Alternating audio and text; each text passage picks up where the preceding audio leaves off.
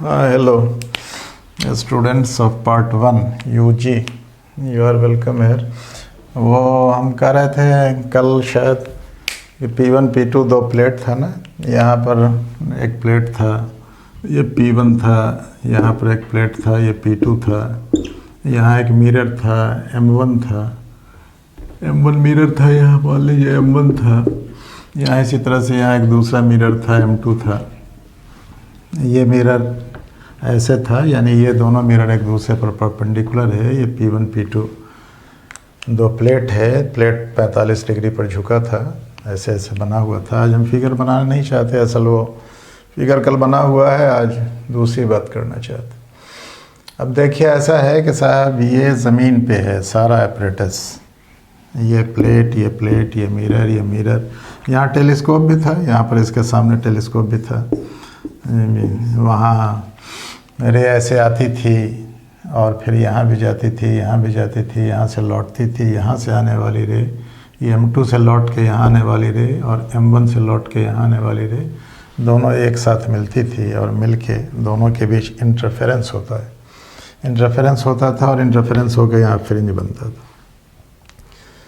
रे जितना दूर यहाँ से यहाँ चलती है P1 से M1 तक, M2 तक, उतना ही दूर यहाँ से यहाँ चलती है। तो ऐसी हालत में वो दोनों के बीच पाथ डिफरेंस क्या है, फेज़ डिफरेंस क्या है, वो करके उसमें हम बताएंगे किसको कितना दूर चलना और चलेगी। इसके पहले के साहब हम वो सब माने, हमने बताया था कि साहब इस एक्सपेरिमेंट का मोटो है, इस एक्सपेरिमेंट का पर्पस है, इस एक्सपेरिमेंट का मकसद है वो ये साबित करना कि स्पेस में ईथर नाम का कोई मीडियम नहीं, जो पहले माना जाता था। पहले माना यह जाता था कि साहब कुछ दूर तक तो हवा है स्पेस में, ज़मीन के ऊपर, और उसके बाद एक काल्पनिक मीडियम है, इमेजिनरी मीडियम है, जिसका नाम ईथर रखा था लोगों ने। हमने कहा भी था कि वो ईथर डाईथल ईथर नहीं था। तो ऐसी हालत में वो क्या कह रहे थे कि साहब ईथर के एग्जिस्टेंस को इस्टेब्लिश करना, ईथर के एग्जिस्टेंस को टेस्ट करना कि वेदर इट इज सही और गलत, ईथर है या नहीं है, इस बात को प्रूफ करने के लिए ये एक्सपेरिमेंट है जो हमने बताया था। उस एक्सपेरिमेंट के बारे में दरअसल इंटरफेरेंस फ्रिंज कैसे बनता है, वैसे बनता है, उससे हमको मतलब नहीं है। वो आगे ऑप्टिक्स के क्लास में जब पढ़िएगा सेकंड पार्ट में तो वहाँ पढ़िएगा, या 12वां में माइकलसन इंटरफेरोमीटर पढ़ा होगा तो पढ़ा होगा। ये माइकलसन इंटरफेरोमीटर का ही एक्सपेरिमेंट है। यहाँ मकसद है हम लोगों को ये प्रूफ करना कि साहब वेदर ईथर एग्जिस्ट और नॉट। ईथर एक इमेजिनरी, अंग्रेज़ी में कहते हैं, दूसरी अंग्रेज़ी उसकी हाइपोथेटिकल मीडियम है, जो लोगों ने माना था, जो आज के डेट में नहीं है, ये जान लीजिए। आज के डेट में अगर आपकी बात करिए अभी की बात, तो है ये कि साहब कुछ दूर तक हवा है, बहुत ज़्यादा एकदम हवा रेयर होते होते 300 किलोमीटर तक जाके वो ख़त्म हो जाता है, कुछ नहीं, उसके ऊपर प्योर वैक्यूम है, और वैक्यूम के साथ साथ अंधेरा है, कंप्लीट डार्कनेस है यही जो बात साबित हो गई। लेकिन ये पहले का एक्सपेरिमेंट है जो पढ़ना है, और इससे ये साबित होता है कि ईथर नहीं है, ईथर डज नॉट एग्जिस्ट। तो अब देखिए हम कहेंगे ये कि साहब ये देखिए लाइट जो गया होगा, यहाँ से लाइट आया होगा और यहाँ से लाइट यहाँ गया होगा, और फिर ज़मीन चली होगी, तो लाइट जब ज़मीन चली, माने ज़मीन चल रही है और ज़मीन पर एक मीडियम है, वो ईथर है जो मानते हैं हम लोग। तो ऐसी हालत में इसका वेलोसिटी ऑफ अर्थ, ज़मीन का वेलोसिटी, ज़मीन चलेगी ईथर में, ज़मीन तो मूव कर रही है, तो उसका वेलोसिटी कुछ भी होगा, उसको मानेंगे हम, लाइट का वेलोसिटी c मानेंगे। अब लाइट को यहाँ से यहाँ जाना था, इसे सीधे जाता, लेकिन ये रुका रहता था ना, ये मिरर, ये प्लेट यहाँ है, ये प्लेट यहाँ से लाइट चला इतना दूर में, तो ये आगे बढ़ा होगा। अब लाइट यहाँ से चल के मिरर M1 यहाँ चलाएगा, मान लीजिए यहाँ चलाया M1 डैश पर, तो ऐसी हालत में लाइट तो अब यहाँ से यहाँ जो लाइट चलेगा वो यहाँ पहुँचेगा नहीं, और फिर ये M1 से चल के ये फिर लौटेगा, अब लौटेगा तो थोड़ा और इसको इधर कर देते हैं हम, यहाँ P2 यहाँ ये लौट के मान लीजिए यहाँ पहुँचेगा, ये मिलेगा इससे किससे, ये P1 से P1 डैस्ट यहाँ चला आया, यहाँ आके मिलेगा ये।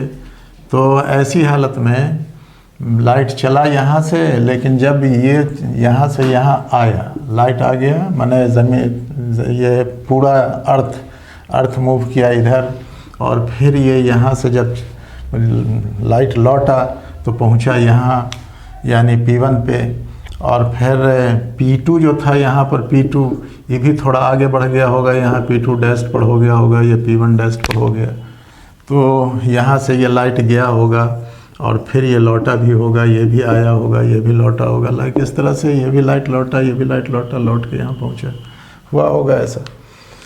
नतीजा ये है कि साहब ये सब ठीक है, ये बना हुआ ये फिगर ऐसे ही, यहाँ से चलने वाला लाइट, यहाँ से जो लाइट जाता गया नहीं, इसको मिटा भी दें तो जाना चाहिए, ये रास्ता था जाने का, लेकिन इट डिड नॉट गो।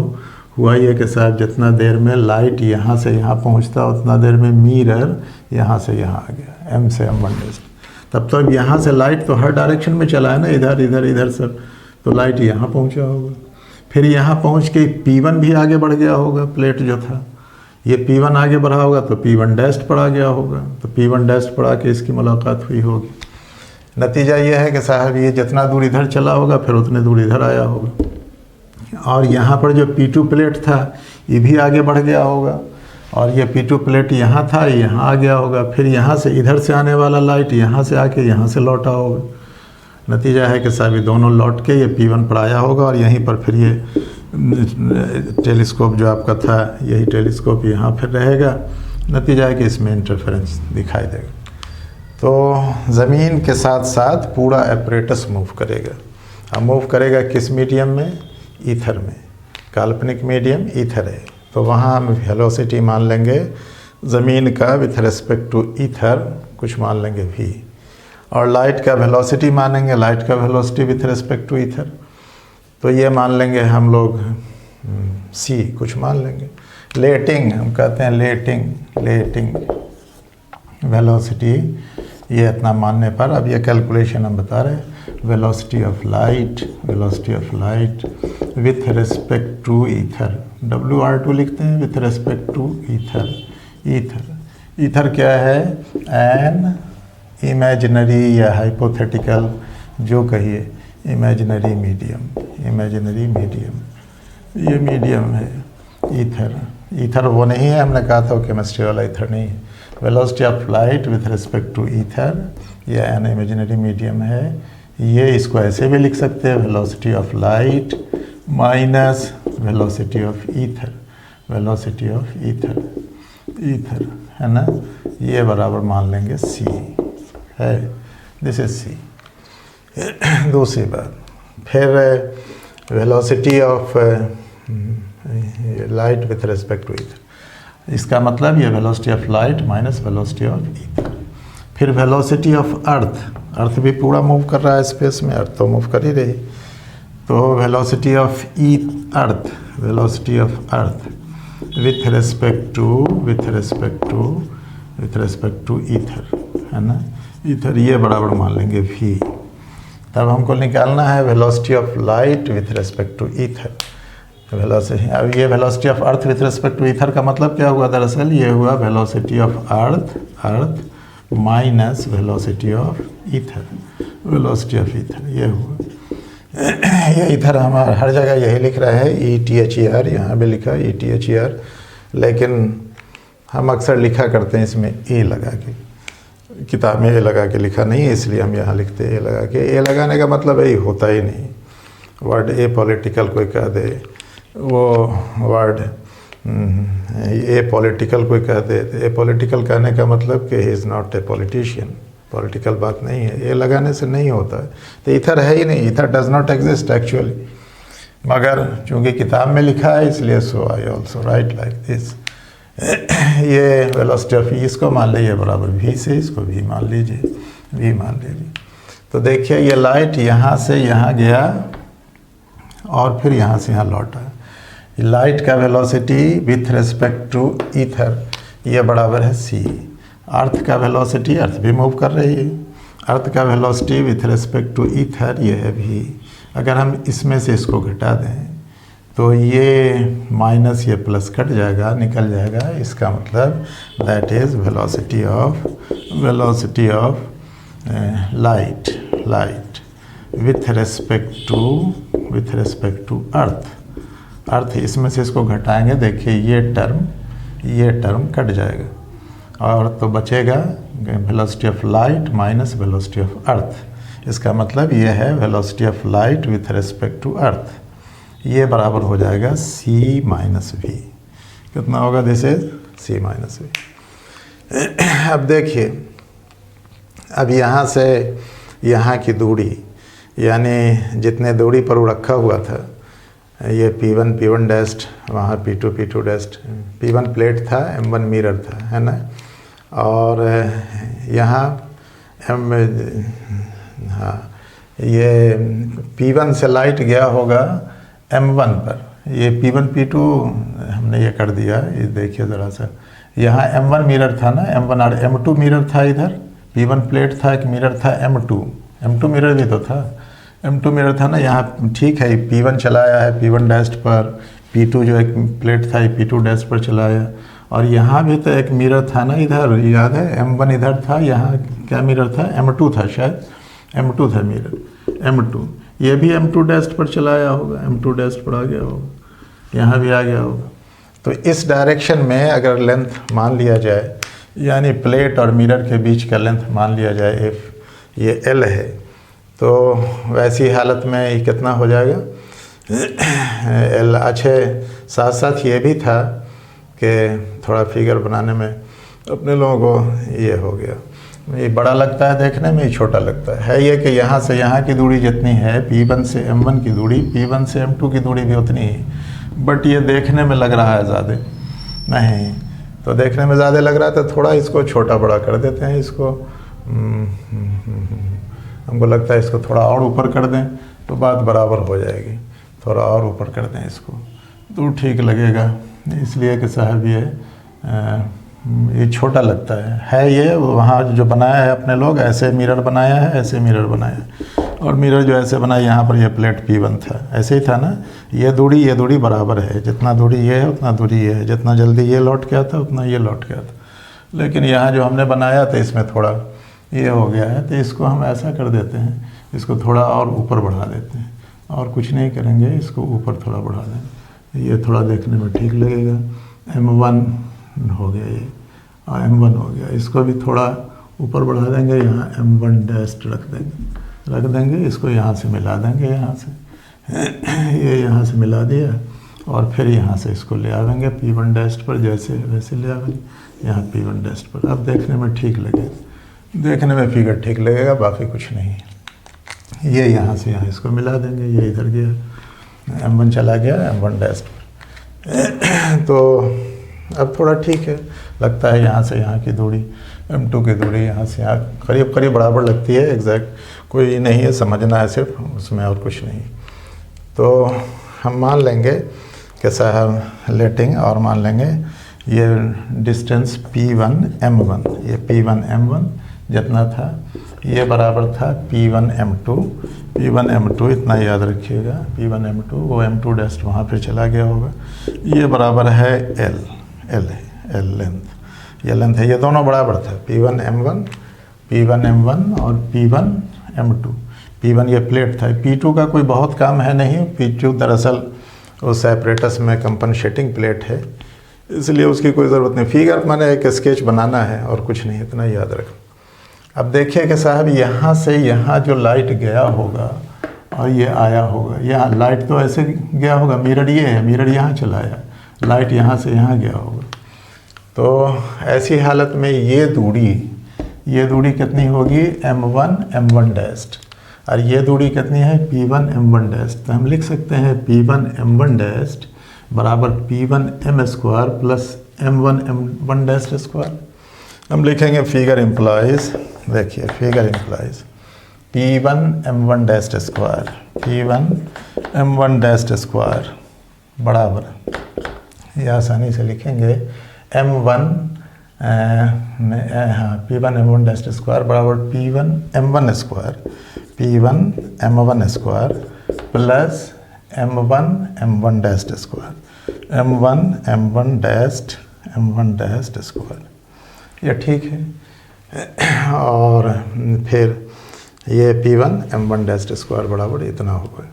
उसी तरह से अब यहाँ से यहाँ लाइट को चलने में कितना टाइम लगा होगा, ये P1M1 स्क्वायर बराबर प्लस इतना। हाँ ठीक है, एकदम ठीक। अब उसके बाद देखिए कि अगर हम करें कि साहब ये यहाँ से यहाँ तक लाइट को जाने में कितना P1M1 डैश बराबर M1M1 डैश बराबर कितना होगा बताइए। तो M1M1 डैश यहाँ एपरेटस गया है v वेलोसिटी से, तो ये v बाई यानी M1M1 डैश बाई v होगा, M1M1 डैश बाई v होगा। वो टाइम कितना टाइम लगेगा यहाँ से यहाँ तक जाने में, कितना टाइम लगेगा यहाँ से यहाँ तक जाने में, कितना टाइम लगेगा। वेलोसिटी क्या माना है हमने, एपरेटस का v माना है, velocity of earth with respect to ether का। ये अर्थ से क्या मतलब, एपरेटस तो रखा हुआ है अर्थ पे, तो जो अर्थ का वेलोसिटी वो एपरेटस का वेलोसिटी, तो ये वेलोसिटी है v, तो v वेलोसिटी से गया होगा, v वेलोसिटी से। और अगर हाँ तो इसमें टाइम कितना लगा होगा जाने में, टाइम कितना लगा होगा बताइए।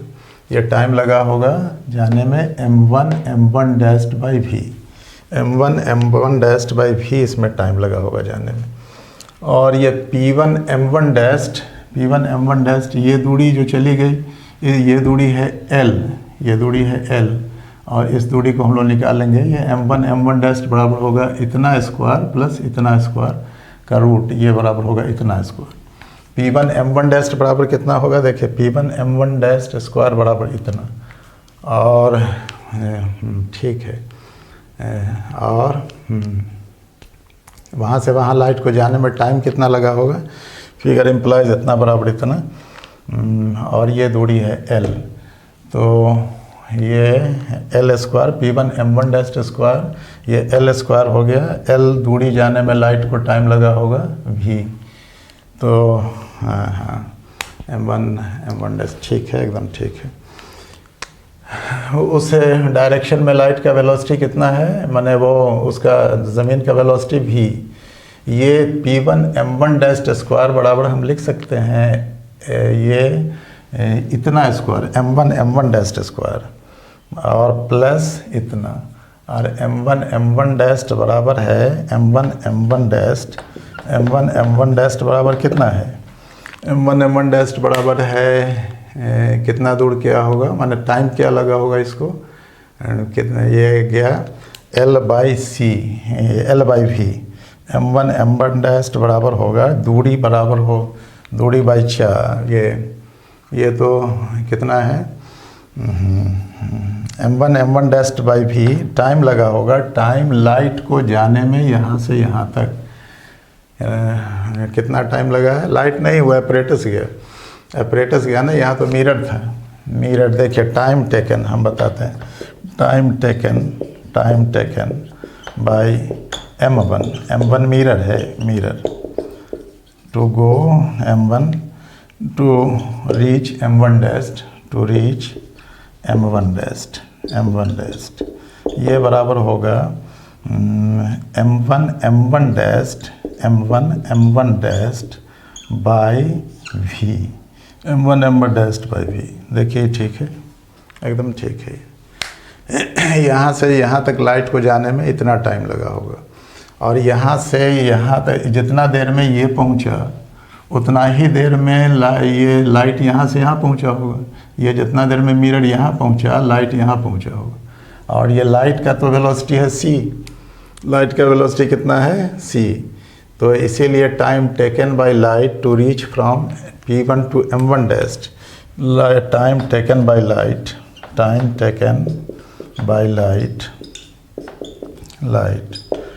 टू रीच M1 डैश, ये बराबर कितना होगा, फ्रॉम M1 डैश कहाँ से लाइट चला है, फ्रॉम P1, ये बराबर होगा, ठीक है, time taken by light to reach m1 dash from P1, यहाँ से लाइट को पहुँचना है, तो ये लाइट तो किस स्पीड से जाएगा, c स्पीड से, तो P1 m1 dash by c, m1 dash by c, okay, ये हो गया इतना। अब देखिए कि साहब ये यहाँ P1 m1 डैश स्क्वायर, यहाँ इस इक्वेशन से देखिए P1 m1 डैश स्क्वायर बराबर है P1 m1 plus m1 m dash by c। अब यहाँ से हम लोग देख रहे हैं कि साहब वो ठीक है, इसको ऊपर मिटा दें, ये एकदम ठीक है, अभी इसको मिटा देते हैं, फिर देखेंगे इसको, यहाँ लिखने के लिए मिटाते हैं। याद रखना है अर्थ का वेलोसिटी माने इस प्लेट का वेलोसिटी इस डायरेक्शन में v है, और लाइट का वेलोसिटी इस डायरेक्शन में, मैंने इसके लिए डायरेक्शन, लाइट तो हर तरफ जाता है, तो यहाँ जाता, यहाँ पहुँचता, लेकिन पहुँच गया है मिरर यहाँ, तो लाइट को यहाँ से यहाँ नहीं जाना, यहाँ से यहाँ जाना है, तो यहाँ से यहाँ जाने के लिए ये क्या होगा, इस यहाँ से यहाँ तक लाइट जितना देर में जाएगा, यानी देखिए ये m1 m1 dash by v बराबर है P1 m1 dash by c, और m1 तो L मालूम है अपने लोगों को, तो यहाँ से P1 m1 तो निकल जाएगा, यहाँ हम लिख सकते हैं ना, P1 m1 बराबर कितना लिख सकते हैं, P1 m1 बराबर कितना है, ये दूरी है L, ये है L स्क्वायर, और प्लस m1 डैश माने हो गया कौन दूरी का स्क्वायर, ये m1 डैश बाई v, इतना स्क्वायर प्लस इतना स्क्वायर, ये हो जाएगा P m1 डैश बराबर कितना है, P m1 dash square, P m1 dash को हम यहाँ से इतना लिखें, ये लिखें हम कितना P m1 डैश, इसको हम लिख दें अगर हम ये हाँ ठीक है, टाइम उसमें इतना टोटल टाइम, यानी होगा ये कि P m1 डैश, देखिए P1 m1 dash by c, ये बराबर होगा m1 डैश बाई v। देखिए ये ठीक है कि नहीं, लाइट ये मिरर जितना देर में यहाँ आवेगा, लाइट उतना देर में वहाँ पहुँचेगा, तब फिर यहाँ से लौटेगा।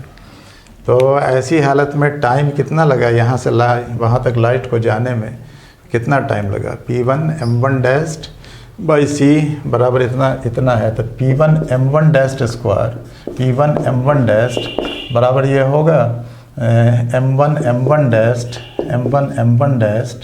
Dash into c by v,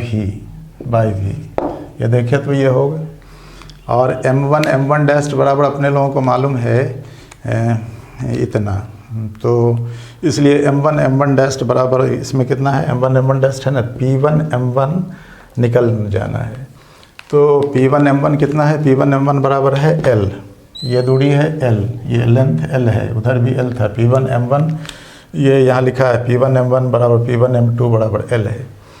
तो ऐसी हालत में इसमें अगर हम पुट कर दें कि m1 dash square, m1 dash square into c square by v square, यहाँ इसमें हम पुट कर रहे हैं, हम P1 m1 डैश का वैल्यू पुट करें, ये बराबर P1 m1 स्क्वायर की जगह हम लिख रहे हैं L square plus m1 dash square, m1 dash की जगह कितना लिखेंगे, m1 डैश बराबर कितना है, m1 डैश बराबर है P1 m1 square into v square by c square होगा। m1 डैश का वैल्यू लिखना है, m1 डैश बराबर कितना है, ये m1 डैश बाई v है, तो m1 डैश यहाँ से निकाल सकते हैं ना अपने लोग, यहाँ से निकाल सकते हैं P1 m1 डैश स्क्वायर, यहाँ भी m1 डैश लिखा है, चलिए इसको यहाँ लिख दिया, तो यहाँ इसको ऐसे लिख देते हैं L स्क्वायर प्लस ये कितना, इसको लिख दिया इतना, और ये m1 डैश बराबर इसको कितना लिखें, m1 डैश स्क्वायर ये है, यहाँ इसको L स्क्वायर लिख दिया, इसको m1 डैश स्क्वायर लिख देते हैं डायरेक्ट, ये तो हल ही हो जाएगा, इसको डायरेक्ट उतना ही लिख देते हैं।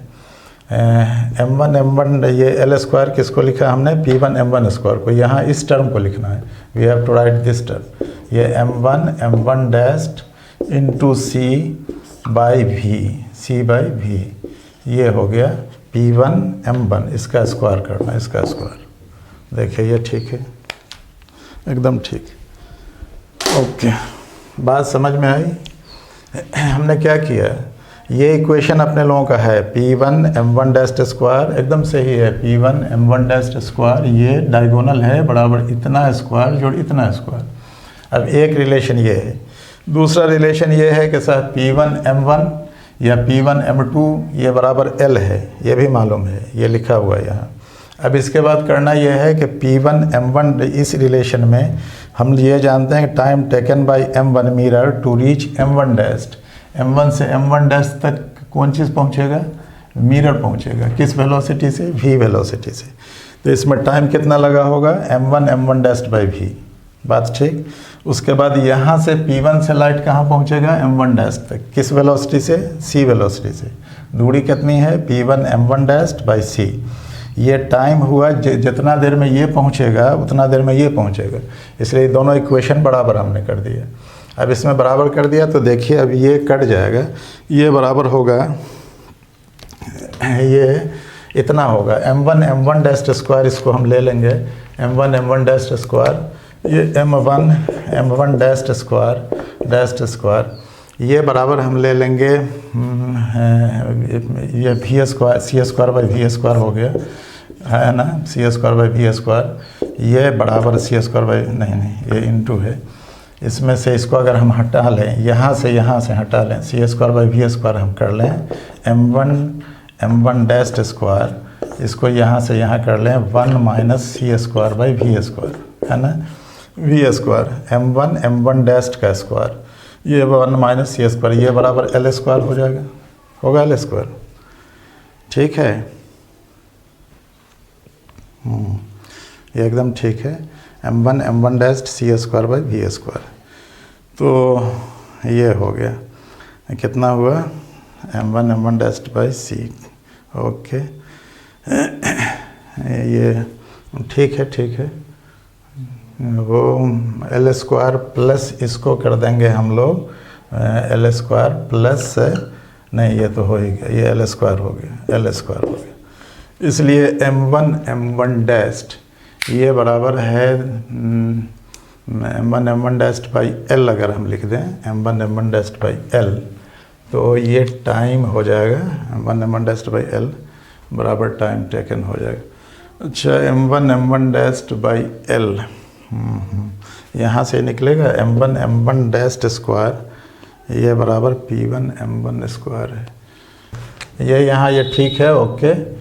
और यहाँ ये ज़रा सा इसका वैल्यू हम इसको निकाल लिया है अलग, हम इसको ज़रा सा बदल देंगे, हम इसका वैल्यू निकालना चाहते हैं M1 M1 डैस्ट का, तो इसको ज़रा सा इसको मिटा देते हैं हम, ओके, यहाँ पर से, और इससे आसानी होगी निकालने में, नहीं तो कैलकुलेशन विल बी लंबा।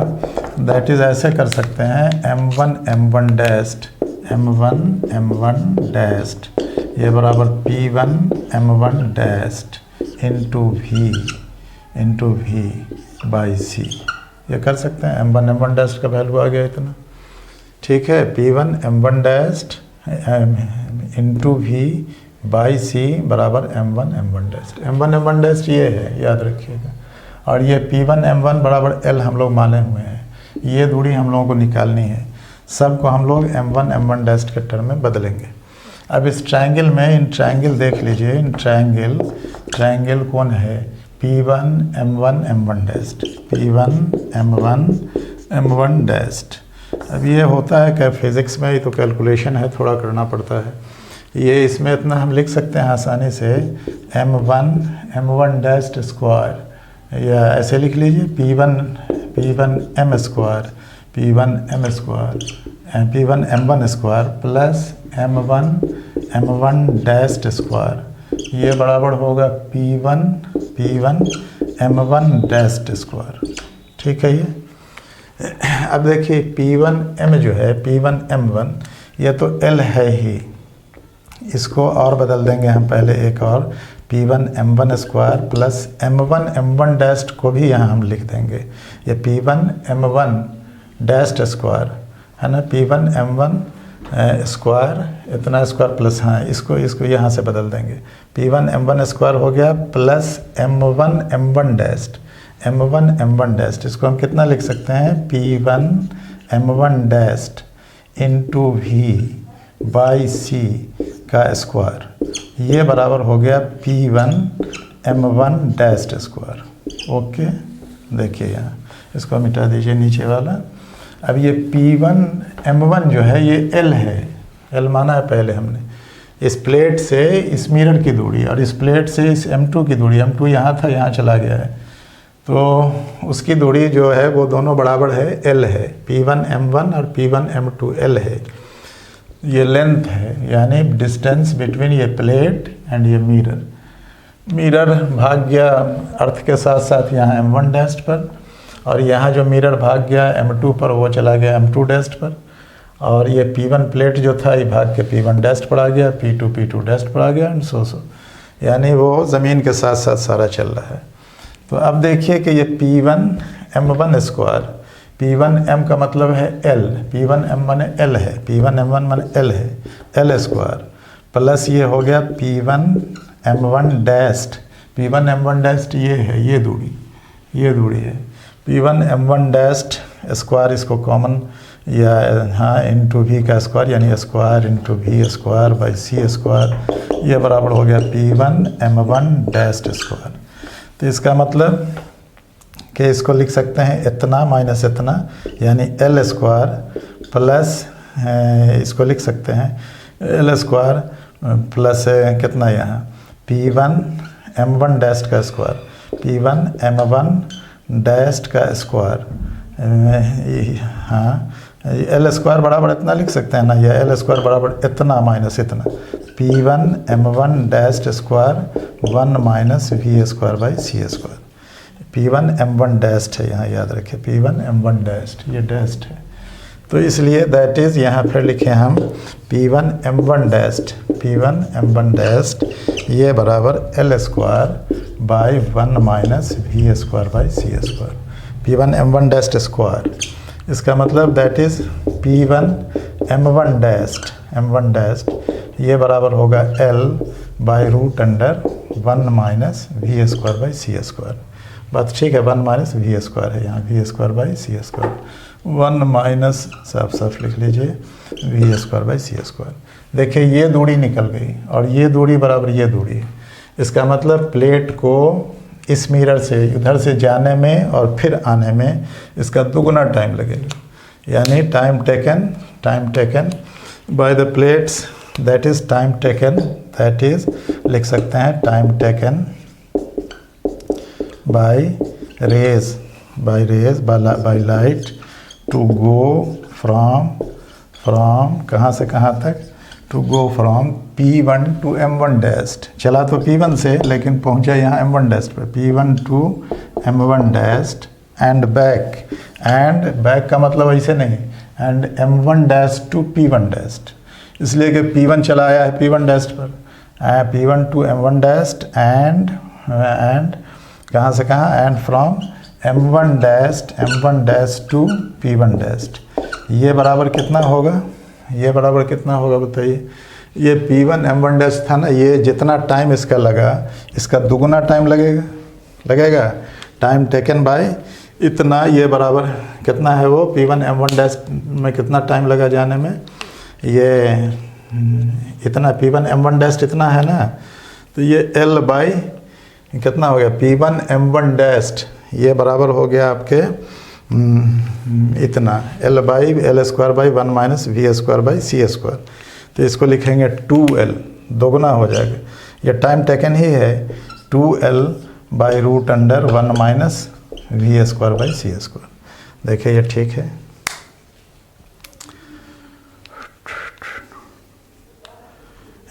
Time taken by light to go from कहाँ से कहाँ, और ये इसमें टाइम टेकन लिखा है, ये तो पाथ है ना PM1 डैस्ट, ये 2L दूरी तो तय हुआ, यहाँ से यहाँ दूरी तय हुई, यहाँ से यहाँ, लाइट का वेग वेलोसिटी कितना है, वेलोसिटी है C, वेलोसिटी कितना माना है, लाइट का वेलोसिटी क्या माना है with respect to ether C, ज़मीन का velocity with respect to ether V, तो ये बराबर हो जाएगा, टाइम टेकन जब लिखेंगे तो यहाँ इसमें c से डिवाइड कर देंगे 2L/c एंड √(1 - v²/c²) ये होगा सर। बहुत अच्छा है, बहुत अच्छा। ठीक, नाउ नोट कर लीजिए, उसके बाद फिर हम बताते हैं।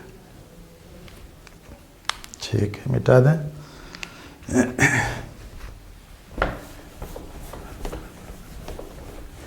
अब देखिए, अब ये तो लाइट इधर गया, इधर से इधर आया, वो हुआ।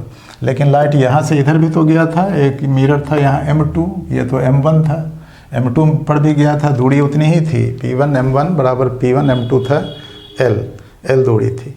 तो इधर जो लाइट गया होगा तो ज़मीन के साथ साथ गया, और ज़मीन के साथ गया तो उसका वेलोसिटी कितना हो गया, माने जुड़ जाएगा दोनों। अब दो वेलोसिटी एक साथ रहेगा तो क्या होगा, c+v। और जब लाइट लौटा होगा यहाँ से जाने में, जब ये यहाँ पहुँचा होगा तो M2 डैश से लाइट लौटा होगा तो फिर P2 डैश पे पहुँचा होगा। तो ऐसी हालत में उल्टा हुआ होगा, ज़मीन इधर जा रही है, लाइट उधर से इधर आ रहा है, इसलिए कि वहाँ M2 मिरर है दूसरा, वहाँ से लाइट रिफ्लेक्ट होकर लौटेगा। यहाँ भी मिरर है, लाइट रिफ्लेक्ट होकर यहाँ लौटा तो इधर चला आया, इसलिए कि मिरर यहाँ चला आया, तो ये एंगल ऑफ इंसिडेंस या एंगल ऑफ रिफ्लेक्शन बराबर चला आया।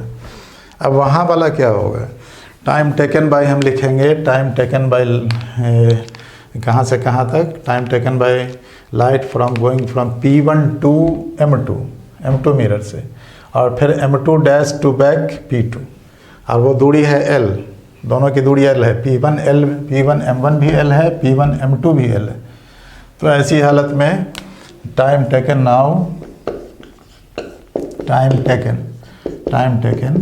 by light in going from कहाँ से कहाँ बोलिए, वो in going from P1 to M2 and back P1 to M2 गया होगा, एंड ये M2 डैश गया होगा, P1 to M2 dash and M2 dash, हाँ, P1 to M2 dash and back from M2 dash to P2 dash. चला तो P1 से, और जब वो पहुंचा, वो आगे बढ़ गया, वो भी आगे बढ़ा तो M2 डैश तक पहुंचा होगा, अब फिर वो M2 डैश से लौट के आया होगा तो P2 डैश पर आया होगा। ये बराबर होगा, देखिए, जाने में टाइम लगा होगा, जाने में डिस्टेंस सेम है, डिस्टेंस नहीं बदल रहा, दोनों चल रहा है, तो जाने में ये L/c-v लगा होगा, इसलिए कि लाइट का वेग ज़्यादा और इसका वेलोसिटी कम। लेकिन जब उधर से आया होगा तो दोनों जुड़ गया होगा, यानी इधर से ये गया तो टाइम कम लगेगा, टाइम ज़्यादा है यहाँ, ये L/c+v, ये टाइम कम है, ये टाइम ज़्यादा है, ये वेलोसिटी कम है, ये वेलोसिटी ज़्यादा है। इसका मतलब ये L कॉमन आ गया, ये L वो c+v + c-v कितना होगा, ये c कट जाएगा, ये 2Lc बाई हो जाएगा c² - v²। और इसको अगर हम लोग नीचे में कॉमन ले लें तो ये हो जाएगा 2L/c², ये c यहाँ भी हो जाएगा 1 - v²/c²। देखिए v² कॉमन लेंगे, ये c² - 1 - v²/c² होगा, एक c यहाँ था, एक c से कट जाएगा, ये 2L/c बचेगा, इसमें कोई दिक्कत नहीं। तो ये टाइम T2 हुआ, टाइम टेकन बाय बराबर T2 से, ये इसको T2 मान लीजिए। तो T1 और T2 में अगर T1 निकल गया, T1 बराबर कितना आया बताइए, इसको T1 से, इसको T1 कह लीजिए, टाइम टेकन है ना, इसको T1 से, यहाँ इसको T1 कह लीजिए, T1 से। तो ये कितना है, वो है 2L/c और 1 - v²/c² है ना, और ये वहाँ है 2L/c √(1 - v²/c², वही ना है, c²/v। हाँ, तो टाइम टेकन बाय लाइट, ये दूरी बट्टे चाल, ठीक है, वहाँ भी तो वही है 2L/ इतना 1 - v²/c²। तो इसको हम लोग ऐसे लिख सकते हैं, 2L/c है ही, उसमें भी अगर हम लोग चाहें तो वहाँ भी कर दे सकते हैं, 12/c वहाँ भी कर दे सकते हैं। 12/c है ही, इसको हम लोग लिख सकते हैं 1 - v² / 2c² भी हाफ है, 1 minus V square by 2c square लिख सकते हैं, उसका पावर -12 है। ठीक है, वो T2 बराबर इतना कितना है, TL 1 minus V square by C square. और उसको क्या लिख सकते हैं, देखिए वो पहला वाला टाइम है, पहला वाला टाइम है लाइट को P1 से इस मिरर तक जाना, इस मिरर से लौटना, ये time is this T1। T1 बराबर है 12/c 1 minus V square by C square, और ये है 12/c। इसको अगर हम लोग ऐसे लिखें तो ऐसे भी लिख दे सकते हैं, 12/c 1 minus V square by C square power -1, या इसको लिख सकते हैं 12/c 1 plus V square by C square. और उसी तरह से ये टाइम T1 को, ये टाइम को कितना है, T2 है। एंड ऑल्सो T1 में भी रिटर्न एज T1 बराबर कितना है, वहाँ देखिए 2L by C root under 1 minus V square by C square. इसको ऐसा भी लिख सकते हैं 12/c 1 minus V square by C square power -12। तो इसको लिख सकते हैं ये बराबर 12/c 1 माइनस, ये माइनस माइनस प्लस हो जाएगा, जैसे यहाँ ही प्लस हो गया, माइनस से प्लस होगा we square by 2c square, ये हो गया। यहाँ भी 12/c, इसको T1 कहा है, इसको T2 कहा। कौन ज़्यादा है कौन कम है, कौन ज़्यादा है, देखिए एक टाइम ये है, याद रखिए यहाँ T1 ये ज़्यादा है, 2 वी स्क्वायर में सी स्क्वायर से भाग है, बाकी सब तो सेम है, 1 प्लस 1 प्लस है। और ये T2 है, ये T2 में V square by C 2c square से डिवाइड है, यानी ये कम है, T2 कम है, T1 बड़ा है, इसलिए टाइम गैप दोनों में कितना हो गया, टाइम गैप कितना हुआ दोनों में पहुंचने में, देखिए ज़रा। ओके, सब ठीक है, now calculation is 100% correct. Okay, you में नोट कर लीजिए, देखिए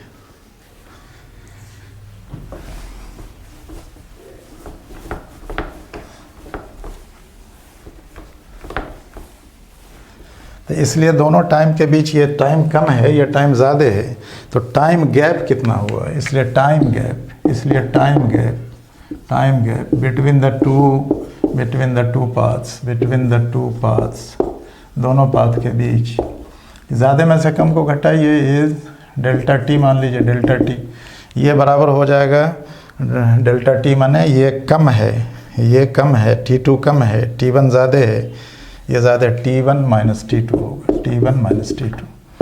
तो ये T1 माइनस T2 आप देखिए 12/c तो कॉमन ही है, आप घटाइएगा यहाँ 1 plus V square by C square minus 1 minus V square by 2c square, तो ये बचेगा, ये कट जाएगा, ये V square by C square, ये बचेगा 2L V square by C square, 2c है ना, ये सी स्क्वायर बचेगा, माने 2c स्क्वायर 2c स्क्वायर बचेगा। ठीक है, 12/c, अरे 2c स्क्वायर कॉमन आएगा ना, यहाँ वी स्क्वायर बाई 2c है, ये इतना है, तो वी स्क्वायर घटाने पर 2c square minus C square माने LV बाई ये आएगा सी स्क्वायर। 1 में से हाफ घटाइएगा, हाफ बचेगा, 2 कट गया, 2 कट जाएगा, बात ठीक है। V square by C square में से we square by 2c square घटाएंगे तो बचेगा, ये कम है, ये V square by 2c square बचेगा, आधा, एक में से आधा घटाएंगे, आधा बचेगा, तो ये आधा बचा, 2 से 2 कट गया, ये LV square by C square हो गया। ओके, नाउ अब देखिए, अब इसमें यह कहा जाता है कि अगर ये पोजीशन M1 और M2 जो है, M1 ऐसे है, M2 ऐसे है, मिरर ऐसे, इसकी पोजीशन अगर उलट दी जाए, अगर M2 को ऊपर ले जाया जाए, M1 को नीचे ले आया जाए, तो ये टाइम डिफरेंस इतना है। अच्छा, टाइम डिफरेंस माने समझिए, शायद इंटरफेरेंस माने समझा हो, 3 डिफरेंस होता है, time difference, path difference, phase difference. Time difference बड़ा T का जब होता है तो 2 पाई का फेज डिफरेंस होता है, और फिर लेमडा का पाथ डिफरेंस होता है। याद रखिएगा टाइम डिफरेंस, ये टाइम डिफरेंस हमने लिखा है, time difference, this is time gap, time difference, gap माने difference, time difference. And you always remember, हम यहाँ स्टार्ट करके दे देते हैं, याद रखिएगा, ये सब इंटरफेरेंस में आता है, इंटरफेरेंस का एक्सपेरिमेंट है। टाइम डिफरेंस ऑफ बड़ा T, ये टाइम पीरियड कहलाता है, ये बराबर पाथ डिफरेंस ऑफ लेमडा होता है, लेमडा वेव लेंथ है, ये बराबर फेज़ डिफरेंस ये एंगल के टर्म में होता है ऑफ 2 पाई का फेज़ डिफरेंस होता है। तो अब कहना ये है, अभी ये पढ़ने की मैंने इस क्वेश्चन के में इसकी ज़रूरत नहीं है, लेकिन हमेशा के लिए याद रखना इंटरफेरेंस आगे हम लोग पढ़ेंगे सेकंड पार्ट में, तो उसमें बहुत ज़रूरत पड़ेगी।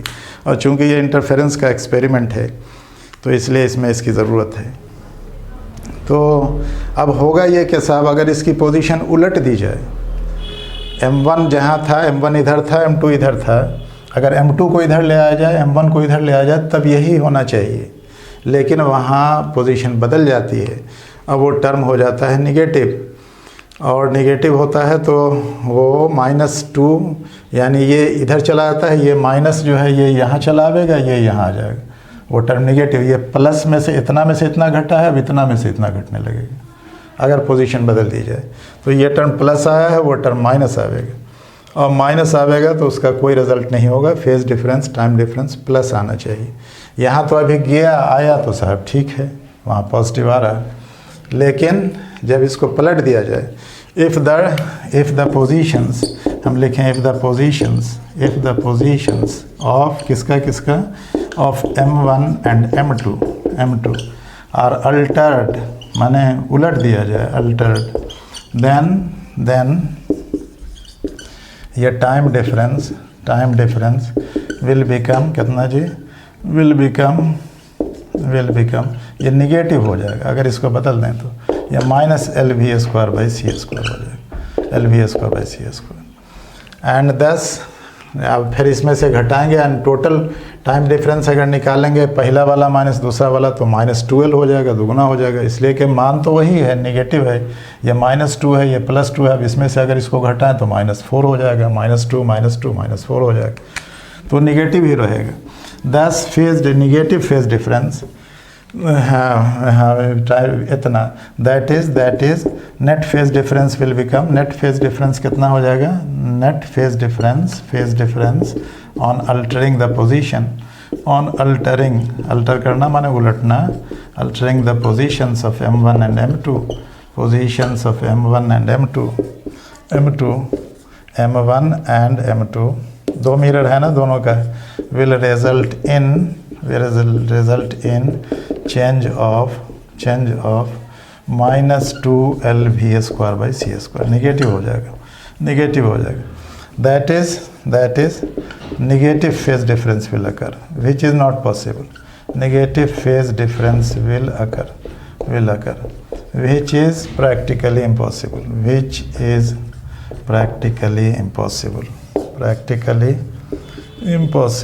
लिख लीजिएगा ये सब, प्रैक्टिकली इट इज़ टू से, इसका मतलब ये हुआ नेगेटिव रिजल्ट आया। नीचे में लिख लीजिएगा, that is Michelson Morley experiment gives a negative result, जो नहीं होना चाहिए वो दे रहा है।